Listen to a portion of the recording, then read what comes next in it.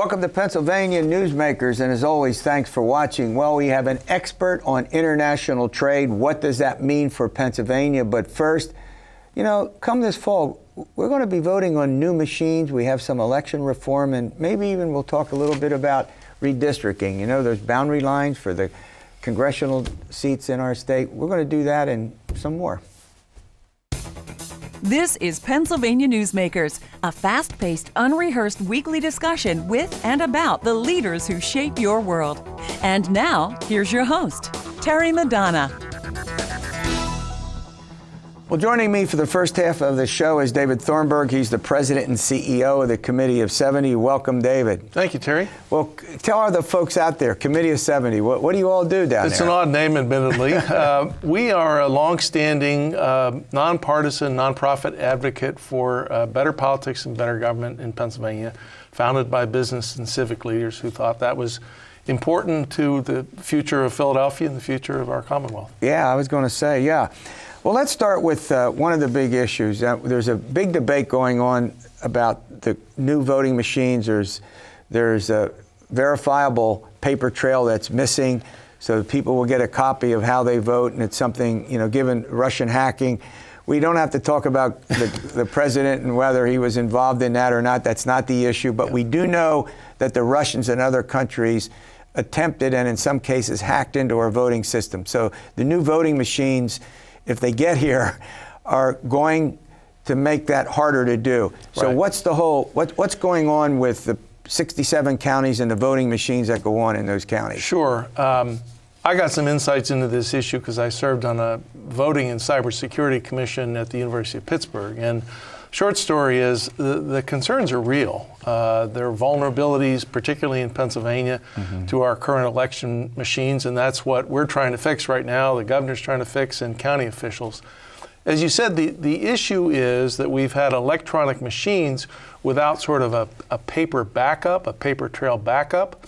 So if we thought there was something amiss, we don't now have the ability to compare the electronic results with the paper results. Good point. So that leaves us really open, and something like 3/4 of all Pennsylvania voters are now voting on insecure machines like that. So where does it all go? I mean, the governor's put up something, is it $15,000 a year for 5 years? 15 million. 15,000 wouldn't buy much. 15,000. Where's my head? Good point. 15 million. Yeah, that's right. But and the federal government has put up some money, but there's still arguments that there's a shortfall that the counties will have to pick up. Sure. Am I right about that? You identified the pieces of the puzzle. The governor's mandated that counties need to up their game and improve their machines. He's put $15 million a year for the next 5 years in his budget. Right. But the total is somewhere around $150 million to replace the vulnerable machines. The bulk of that has to come from a few federal dollars, but mostly from the 67 counties. And some of them aren't happy about that because of the expense. Yeah, because they're afraid they might have to raise taxes or reallocate budgets or whatever. It's also a significant issue in terms of training people to use new machines. And by the way, the governor, I think for good reason, wants to have this done by November of 2019. So we sort of have I mean, municipal elections are very important. I'm not diminishing them, but certainly before the general election in 2020 and the primary, where we could be subject to hacking. Is that correct? I mean, nobody wants to try out a new process or a new machine in a presidential primary year when, as you know, turnout is significantly higher. All right, prognosticator. I'm going to ask you to prognosticate. Does this all get done? Yes. You're convinced it gets done? I think it does. There's going to be a lot of hand-wringing and moaning and groaning and so forth, but I think it's clear to the public, given, as you said, the kind of atmosphere conditions around security, that this is serious and we got to do something, and that'll motivate county officials to follow along. What do our viewers need to know? The couple of things that are important in what we could call election modernization. What's the importance there? Well, it begins with the fact that the way Pennsylvania votes is mostly created from our election code that was written in 1937. when things were a little different than they were, than they are today. So there's a lot of concern, and I share this concern that Pennsylvania is just out of step with the modern times. You know, try explaining to an 18-year-old what an absentee ballot is, and that there's a form and a stamp and an envelope. They look at you like you're speaking Esperanto. So that's just kind of the tip of the iceberg, and there is some movement in the legislature, mostly in the Senate for the time being, but also in the House, to identify some ways to modernize the way we vote. All right, we're going to run to a break. When we come back, I want to venture into this discussion of redistricting, and no, it's not going to take place until after the census 2020, probably get to Pennsylvania in 2021, but I want you to give me an overview of where you think this all goes, because it matters what congressional district you're in. It matters whether there's and there are constitutional issues that get raised, and we've talked about that before on this show, and we'll do that after these words.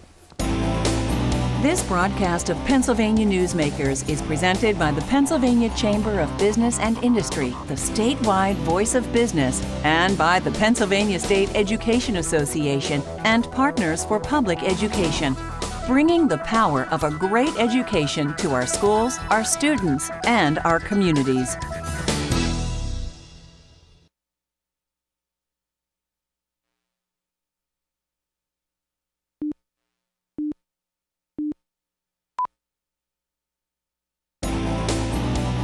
This broadcast of Pennsylvania Newsmakers is brought to you by the Pennsylvania Highway Information Association, the go-to source to learn about transportation projects and issues.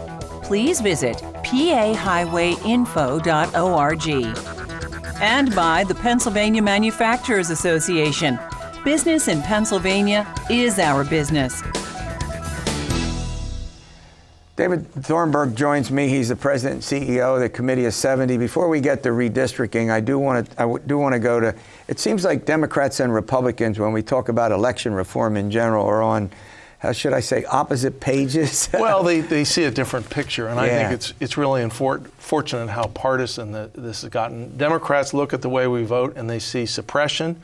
Republicans look at the way we vote and they see fraud. Neither one, I think, is an accurate depiction of reality, but seems to me in the grand old tradition of politics, there ought to be an opportunity for sort of a grand bargain there. Yeah, I mean, in my opinion, it seems to me that we've got to have reasonably updated election laws so that if people want to apply for an absentee ballot, there has to be a more convenient and easier way to do it. There's nothing wrong with that, but we have to make sure, you know, that it's done appropriately and legally.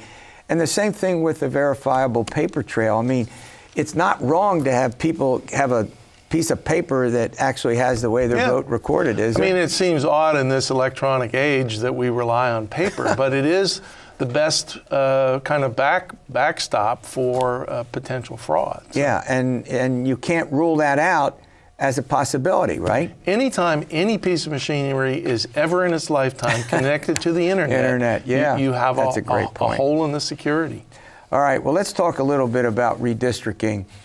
As you know, there was a big controversy. The Supreme Court of the state struck down the 2011 maps. We're talking about the 18 congressional districts in the state. The maps, where you live, you know, depends on what district you're in, blah, blah, blah. But the bigger point here is this has to be done again. The Supreme Court has put out a new map. It definitely favored the Democrats. They picked up 3 seats.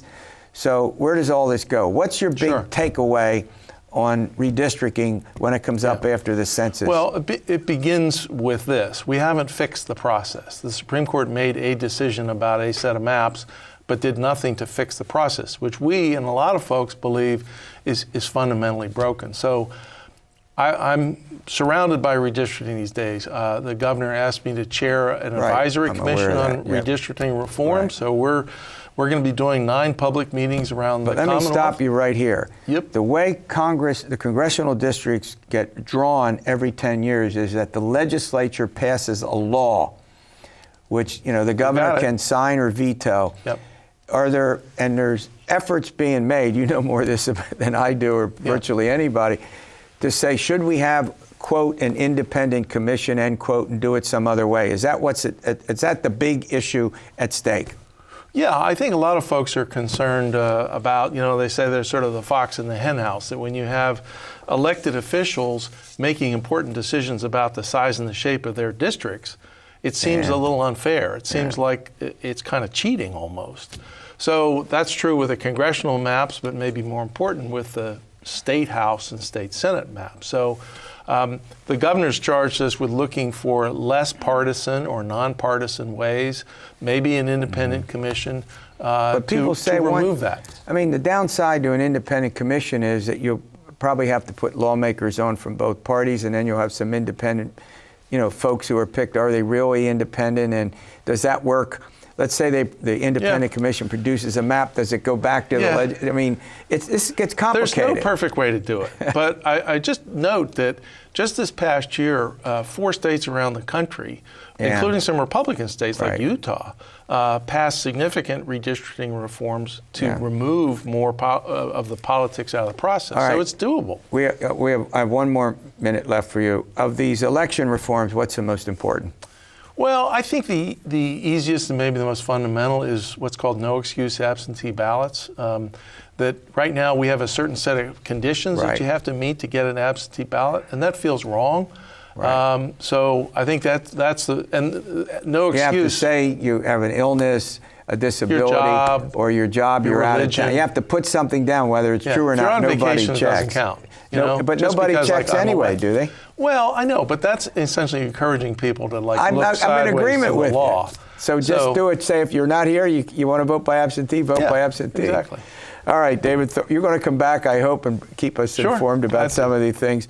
All right, international trade, how important it is to the state of Pennsylvania, and what about the role that higher education plays in all of that? Trade and jobs doesn't get more important than that. This broadcast of Pennsylvania Newsmakers is brought to you by the Pennsylvania Credit Union Association. Pennsylvania Credit Unions, where people are worth more than money. To find a credit union that is right for you, check out ibelong.org. And by the Energy Association of Pennsylvania, Pennsylvania's energy information source.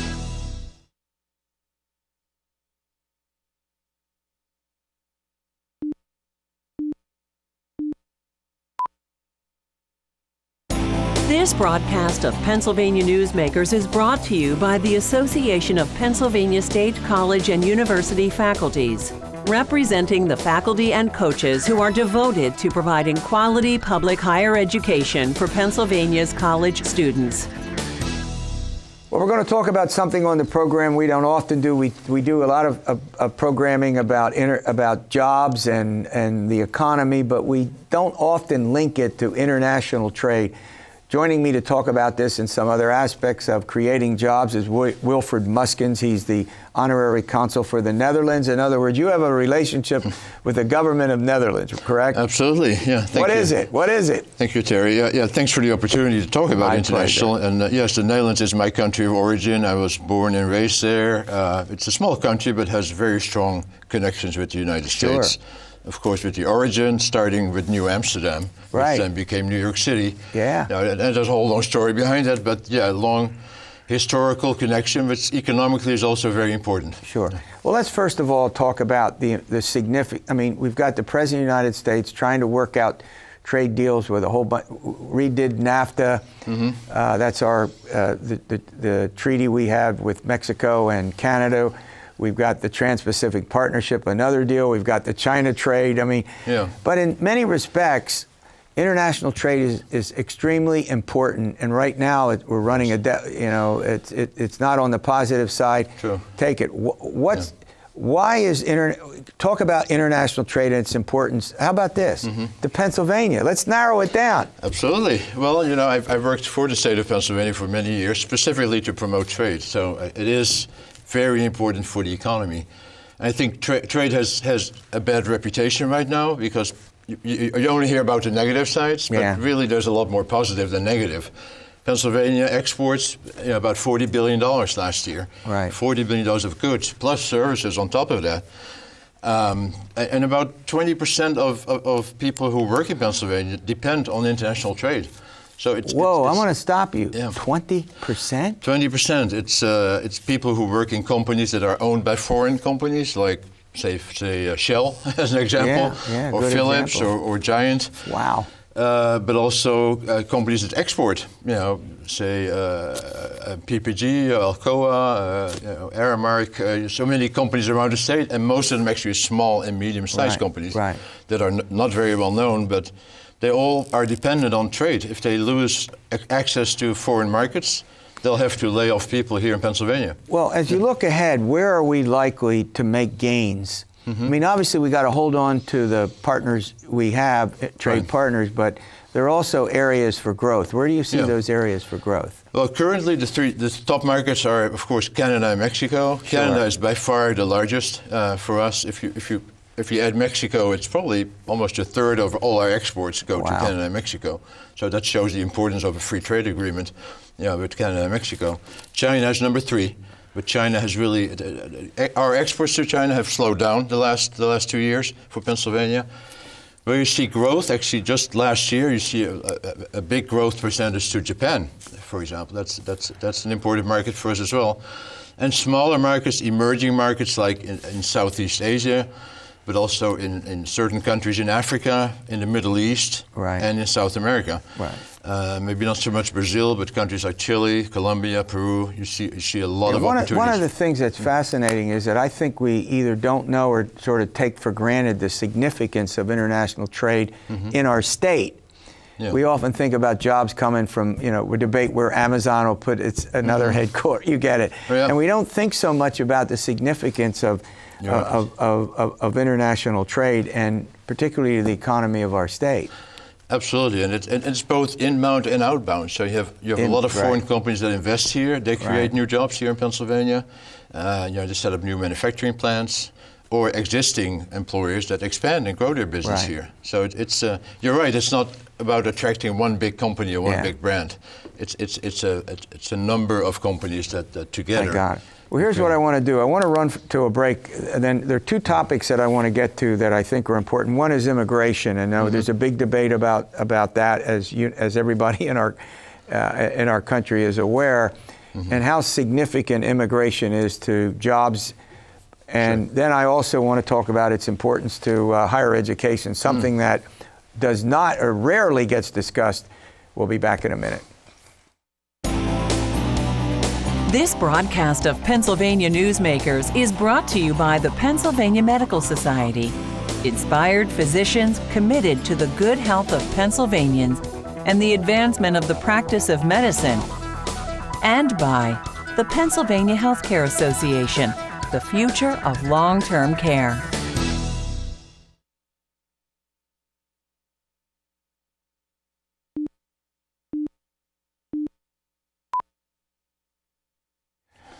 Well, I'm chatting with Wilfred Muskens. He's the Honorary Consul for the Netherlands, but someone who for much of his career has been involved in international trade, its significance, what it means in particular to the state of Pennsylvania. And there's one topic that I want to take up with him, and it's obviously very controversial: immigration, immigrants, jobs in our country. I think we're going to talk about legal immigration for the moment. Absolutely. And skip, but we can't completely eliminate illegal immigration because immigrants come, they stay, let's more generally talk about immigration. Well, first of all, immigration, of course, historically has been essential for the United States in creating it and growing it over the last 200 plus years. So, and including from the Netherlands, by the way, we started New Amsterdam as part of which became New York City. So immigrants have always played an important role and contributed to the economy in the United States. And you see that today again in, for example, high tech. You have a lot of students coming in from India, from China, from many other countries across the Middle East, for example. They get a degree here, and many of them want to stay here. They want an opportunity to create a business or to start working for a tech company, whether it's Apple or Google or anything else. So let me stop you here. So when immigrants when they get here, I mean, they come in a variety with a variety of backgrounds. Some have education, some are involved in technical and other kinds of interrelated programs. Others come with virtually no skills and no education. So how does that all fit into what you're talking about? Well, there's a variety of different visa categories. When I was hired originally by the Ridge administration, I qualified for a certain type of visa because of my education, right? Which was an H-1B visa, which, by the way, has been in the news quite a bit because it's a visa. People overstaying their visas. Well, no, because the tech companies really depend on that visa. Oh, the tech company. I got it. Okay. Because the engineers and the technology specialists that they need to hire because they can't find enough. Right. In So, California are there for them. specific areas of the economy that employers here look for in terms of the immigrants? Are there skills? Talk a little bit about that. Well, of course, there's the agricultural sector, and that's maybe the lower. I hate to say lower end, but it's a different type of skill set. Different skill set, but it's essential for that particular sector. Sure. If they can find qualified employees, whether it's the mushroom industry, say in southeastern Pennsylvania, which is really important for the state. I'm not sure to what extent, but it's an important factor for them to be able to access. Well, one of the things that's important is, and we see this all the time, is that there are now more jobs advertised than there are people to take them. And Governor Wolf, Republicans and Democrats are working on upgrading the skills and the training in technical areas, specialty areas, as well as in a whole variety of other fields. Is this an area that immigrants tend to fill or not? Yeah, I think there's a lot of skills out there in different countries, immigrants who want to come here that have those types of technical skills because they've already been trained, they've already worked for other companies, and sometimes they've worked for the same company but in one of their overseas facilities, and they can be brought back as a qualified employee to come and work in Pennsylvania. Well, what's the relationship between higher education, colleges and universities, and international students, and what's the significance for the Pennsylvania economy? It's huge. International students, I looked at some numbers recently, there were more than 50,000 international students just last year that came to Pennsylvania. In Pennsylvania. And that generates close to $2 billion in economic activity. And that is considered export. It's kind of a strange concept, but when you bring a Chinese student to Millersville or an Indian student to Carnegie Mellon, that's considered an export, a service export. So those dollars come to Pennsylvania. They wouldn't have come there otherwise because the student could go to any state, right, to any country, frankly. They could go to Canada. And I presume they're pretty mobile. Yeah. Now, a lot of them want to come to the well-known, the big-name universities like CMU or Penn or Wharton. But there's hundreds of other great colleges and universities in Pennsylvania, both public and private, that they don't know about. So I think just as a state, we have to be very proactive and let people know, let students in other countries know that Pennsylvania is a great state for higher education, and there's a lot of opportunities here, both in urban and rural areas. Well, I think this is something that's pretty important, and we don't often talk much about it. It slides, sort of speak, under the rug. It's not something that I think gets a lot of attention, but I want to thank you for coming on. This has been a very helpful update. My pleasure. Thank you, All right, Terry. we'll see you next week, as they say, for another edition of Pennsylvania Newsmakers, and as always, you stay well.